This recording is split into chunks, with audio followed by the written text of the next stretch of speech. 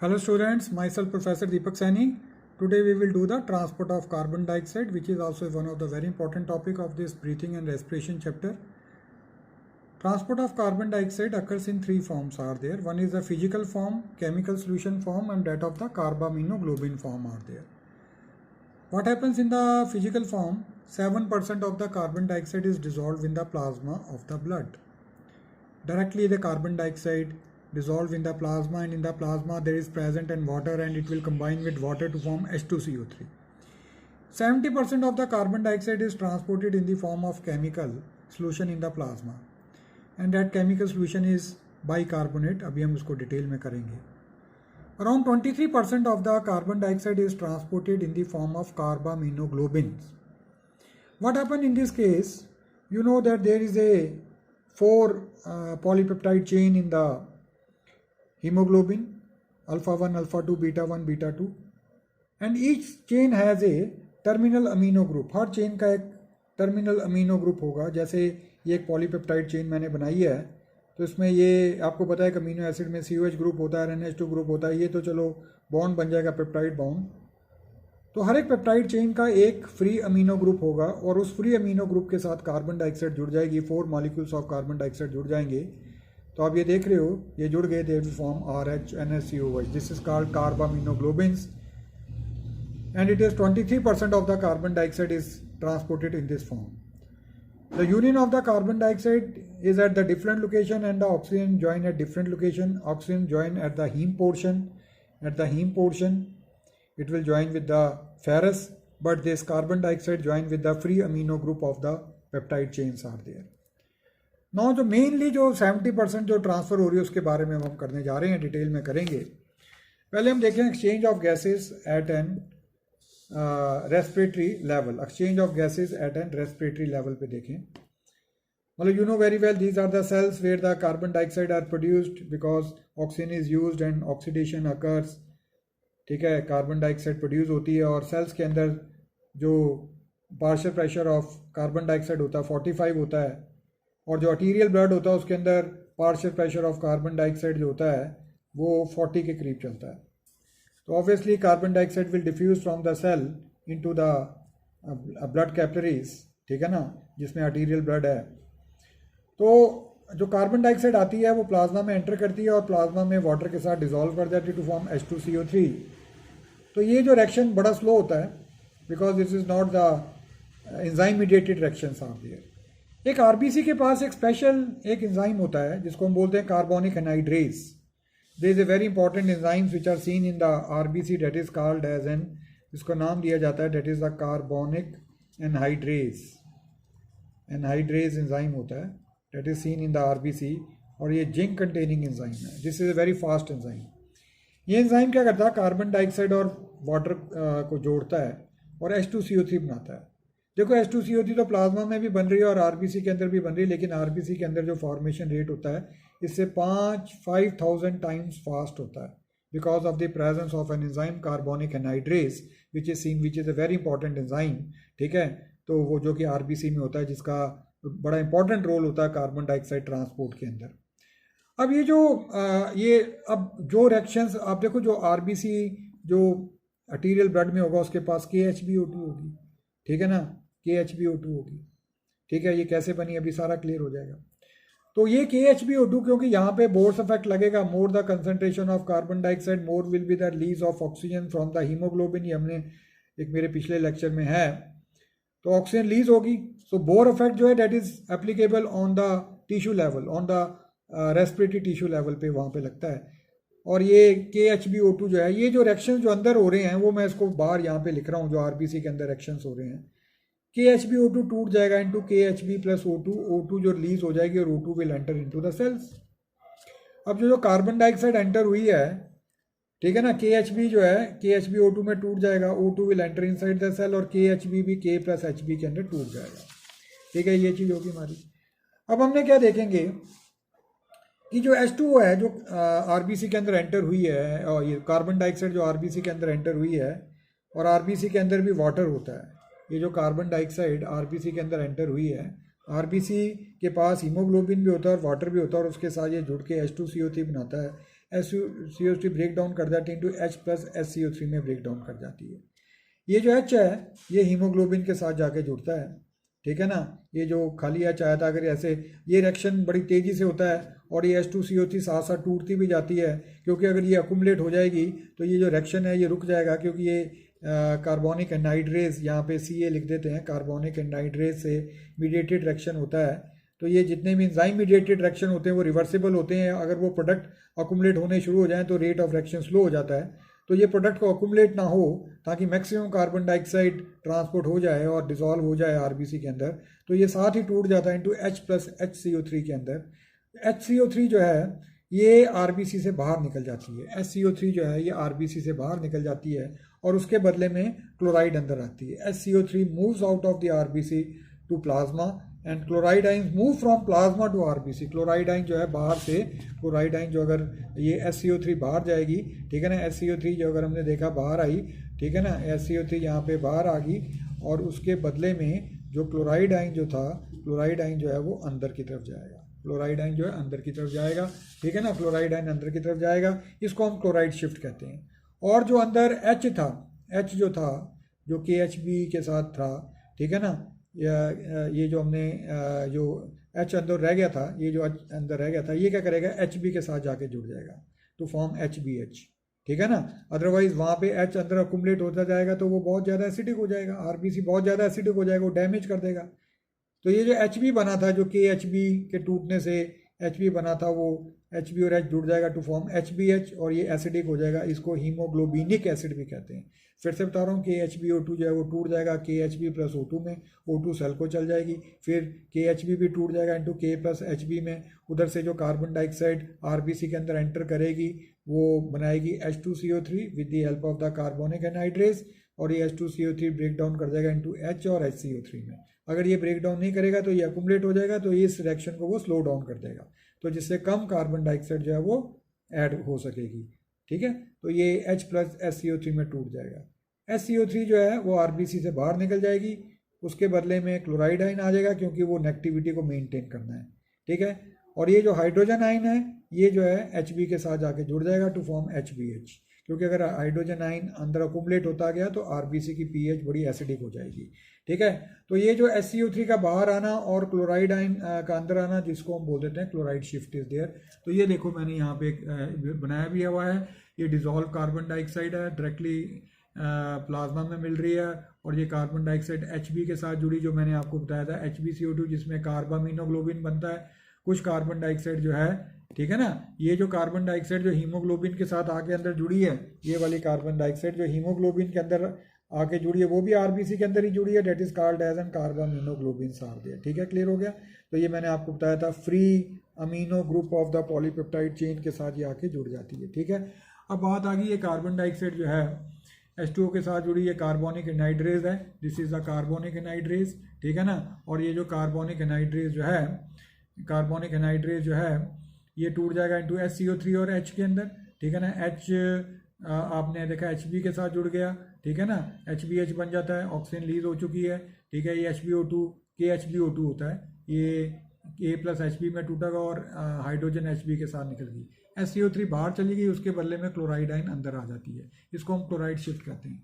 जो बाहर बाइकार्बोनेट जाता है, वो जो बाहर बाइकार्बोनेट जाता है that will join with that of the sodium, वो सोडियम के साथ जुड़ता है to form the sodium bicarbonate, ठीक है ना। ये देखो, ये जो बाहर सोडियम का that will join with the sodium bicarbonates, तभी हम बोलते हैं maximum amount of carbon dioxide is carried in the form of bicarbonate in the plasma. ये नीट का क्वेश्चन है। देखो कॉम्बिनेशन तो आरबीसी के अंदर हुआ है, लेकिन ट्रांसपोर्ट किसके थ्रू हो रहा है, प्लाज्मा के थ्रू हो रहा है इन द फॉर्म ऑफ बाइकार्बोनेट्स। तो 70% of the carbon dioxide is transported in the form of bicarbonate in the plasma, that is very very important line, plasma में थ्रू गई है वो, ठीक है। अब आपने देखा कि क्लोराइड आइन अंदर आ रहे हैं, तो ऑब्वियसली जो वीनस ब्लड होगा उसके अंदर क्लोराइड आइन जो होंगे वो ज़्यादा होते हैं as compare to the arterial blood is there. और वीनस ब्लड की जो पीएच भी होती है वो 7.33 होती है, जबकि आर्टीरियल ब्लड की जो पीएच होती है वो 7.44 होती है, ठीक है ना। अगर मैं यहाँ पे आर्टीरियल ब्लड भी लिख लूँ, आर्टीरियल ब्लड की जो पीएच होती है वो अराउंड 7.44 होती है, तो ये 7.33 इसलिए होती है क्योंकि हाइड्रोजन आयन इसके अंदर आगे होते हैं। और यहाँ पे प्रॉपर बोर इफेक्ट लगता है कि जितनी ज़्यादा कार्बन डाइऑक्साइड आएगी यहाँ पे उतना ज़्यादा हीमोग्लोबिन से ऑक्सीजन रिलीज होगा, उतना ज़्यादा हीमोग्लोबिन ऑक्सी हीमोग्लोबिन से ऑक्सीजन रिलीज होगी। More the carbon dioxide produce by the cell, more will be the release of oxygen from the oxyhemoglobin. This is the Bohr's effect. So Bohr's effect is applicable on the respiratory tissue or on the tissue levels are there. तो ये हमने देखा कि ये जो tissue level पे सारी equations जो हुई वो हमने देख ली। इसको क्या था, सिंपल एक बार फटाफट रिपीट करते हुए, KHbO2 टूट गया इंटू KHb प्लस O2 में, O2 will enter inside the cells, KHb टूट जाएगा इंटू K प्लस HB में, ठीक है ना। और जो कार्बन डाइऑक्साइड एंटर करेगी आरबीसी में, H2CO3 बनाएगी, वो ब्रेक डाउन कर देगा इंटू H प्लस SCO3 में, ठीक है ना। SCO3 बाहर चल जाएगा प्लाज्मा में, उसके बदले में क्लोराइड अंदर आएगा आरबीसी में in order to balance the negativity. इसको हम क्लोराइड शिफ्ट करेंगे, ये जो H था ये HB के साथ जुड़ जाएगा टू फॉर्म द HBH। और जो बाहर बाइकार्बोनेट गया that will join with that of the sodium to form the sodium bicarbonate, ठीक है। अब जो ब्लड आ गया, now the blood will come into the alveoli, that deoxygenated blood जो है वो एल्विलाई में आया। जो डीऑक्सीनेटेड ब्लड के अंदर है क्या है, HBH है, KCl है, और बाहर प्लाज्मा में क्या है, सोडियम बाइकार्बोनेट है, कार्बामिनोग्लोबिन्स है। तो जब यहाँ पे मैंने आपको बताया पार्शियल प्रेशर ऑफ ऑक्सीजन कितना है, अराउंड 100 तक है। यहाँ पे partial pressure of carbon dioxide कितना है, 40 है। और यहाँ पे partial pressure of carbon dioxide कितना, 45 है। तो डायरेक्टली सीधा यहाँ से जो कार्बामिनोग्लोबिन से जो कार्बन डाइऑक्साइड होती है वो अमीनो ग्रुप से अलग होकर सीधी इधर चल जाती है, ठीक है। अब इसका क्या साथ क्या होता है, अब क्या होता है कि मैंने आपको बताया कि HB they have a great affinity for oxygen. तो क्या होगा, HBH जो था, ठीक है ना, ये टूट जाएगा इंटू HB प्लस H में टूट जाता है। हीमोग्लोबिन ऑक्सीजन के साथ जाके जुड़ जाती है टू फॉर्म KHbO2। उधर से जो KCl भी बना होता है, जो KCl बना था जब मैंने आपको बताया था कि क्लोराइड अंदर आया और वो पोटाशियम के साथ जुड़ जाता है, वो भी ब्रेक डाउन कर जाता है इंटू K प्लस Cl में। ये जो क्लोराइड आइन जो है ये बाहर चल जाती है, और जो बाहर जो सोडियम बाइकार्बोनेट जो बना था वो भी टूट जाएगा इंटू सोडियम एंड बाइकार्बोनेट में। मतलब high partial pressure of oxygen से क्या होता है, ये जो सोडियम बाइकार्बोनेट्स भी होता है ये भी सोडियम और बाइकार्बोनेट्स में अलग हो जाता है। ये HBH HB प्लस H में टूट जाता है, KCl K प्लस Cl में टूट जाता है। ये सारा किसके इफेक्ट में हुआ है, due to the high partial pressure of oxygen, ठीक है ना। तो यहाँ पे हाल्डेन इफेक्ट लग गया। हाल्डेन इफेक्ट ने ये कहा कि more the oxygen more will be the release of carbon dioxide, more will be the release of carbon dioxide from the blood. ये दिस इज हाल्डेन इफेक्ट कि जितना ज़्यादा पार्शियल प्रेशर ऑफ ऑक्सीजन हो गया, जितनी ज़्यादा ऑक्सीजन होगी उतनी ज़्यादा कार्बन डाइऑक्साइड जो है वो रिलीज होगी ब्लड से, ठीक है ना। तो हमने क्या देखा, ये HBH HB प्लस H में टूट गया, ठीक है ना। HB ऑक्सीजन के साथ जुड़ जाएगी टू फॉर्म HbO2, ठीक है। KCl K प्लस Cl में टूट जाएगा, ठीक है। और ये HbO2 पोटाशियम के साथ जुड़ेगी क्योंकि HbO2 एसिडिक होता है। Acidic oxy haemoglobin is not carried, उसके साथ पोटाशियम जुड़ जाता है, ये बेस बन जाता है, और in this way oxy haemoglobin can be carried by RBC. ये तो सारा आरबीसी के अंदर हुआ, ये तो सारा आरबीसी के अंदर हुआ। अब जो प्लाज्मा में क्या होना है, प्लाज्मा में मैंने आपको बताया सोडियम बाइकार्बोनेट टूट गया इंटू सोडियम एंड कार्बोनेट्स के कारण, ठीक है ना। NaCO3 टूट गया इंटू सोडियम प्लस बाइकार्बोनेट। अब बाइकार्बोनेट अंदर जाएगा, ठीक है ना, क्लियर हो गया। बाइकार्बोनेट अंदर जाना है, अंदर से ही बाहर आया था ना। और ये जो क्लोराइड आइन है ये बाहर आ जाएगी और बाइकार्बोनेट जो अंदर जाएगा।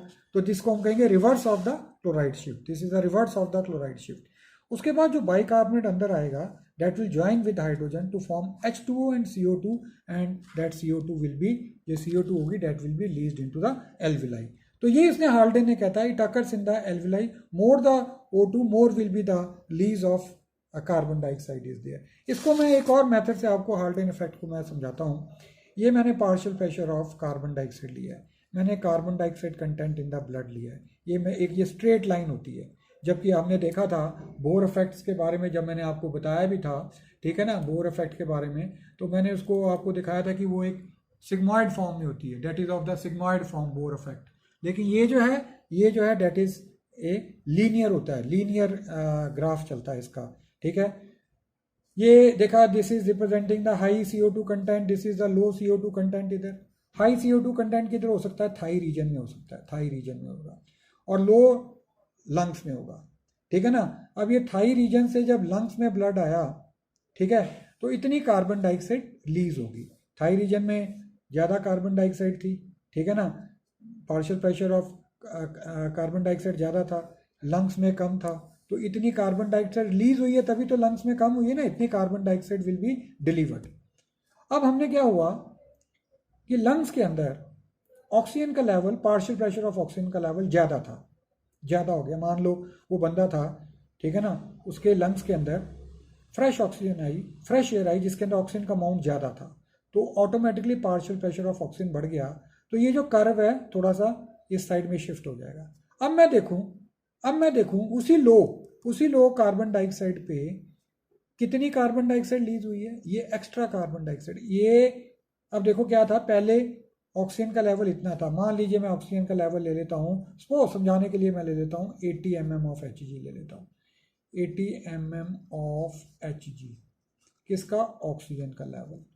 अब ऑक्सीजन का लेवल कितना हो गया, मान लीजिए मैं ले लेता हूँ 100 mm ऑफ Hg हो गया। अब लंग्स के अंदर 100 mm ऑफ Hg था, पहले कितना था, 80 था, तो 80 में देखा आपने कितनी कार्बन डाइऑक्साइड रिलीज हुई यहाँ पे।